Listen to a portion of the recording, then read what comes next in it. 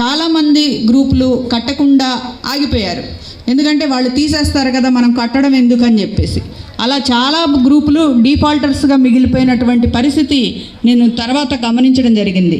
ఎందుకంటే ఏ గ్రామంలోకి వెళ్తే అమ్మ మేము ఆ మాటలు నమ్మాము, కట్టకుండా ఉండిపోయాము, ఈరోజు మాకు అధిక వడ్డీలు చక్ర వడ్డీలు వేసి మరి 2 లక్షలు ఉంటే 5 లక్షలు కట్టమంటున్నారు, మేము ఎక్కడ తెచ్చి కట్టుకుంటాము అని చెప్పేసి చాలామంది బాధపడినటువంటి పరిస్థితి మనం చూసాం.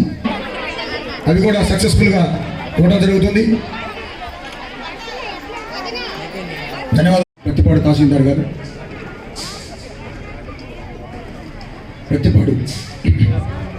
ప్రతిపాడు కావాలంటే మేము కూడా మీకు ముందుండి గ్రామీణాభివృద్ధిలో పాలు పంచుకుంటామని హామీ ఇస్తూ మిమ్మల్ని ఈ సత్కారాన్ని ఆమోదించవలసిందిగా.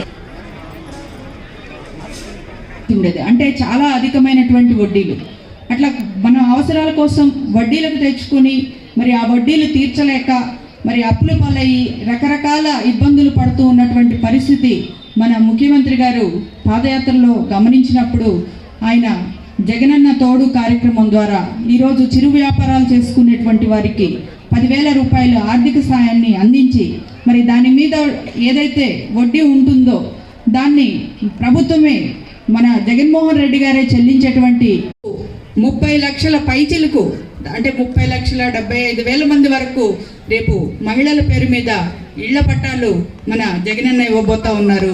ఆ కార్యక్రమం మరి నభూతో నా భవిష్యత్ అని చెప్పుకోవచ్చు.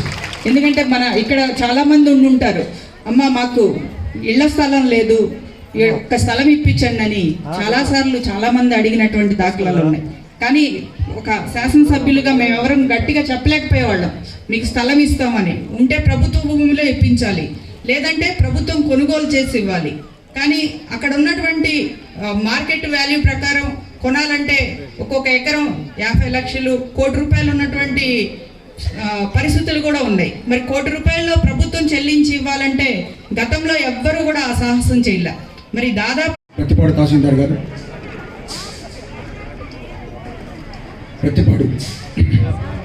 ప్రతిపాడు ఎండిఓ గారు, విజయలక్ష్మి గారు.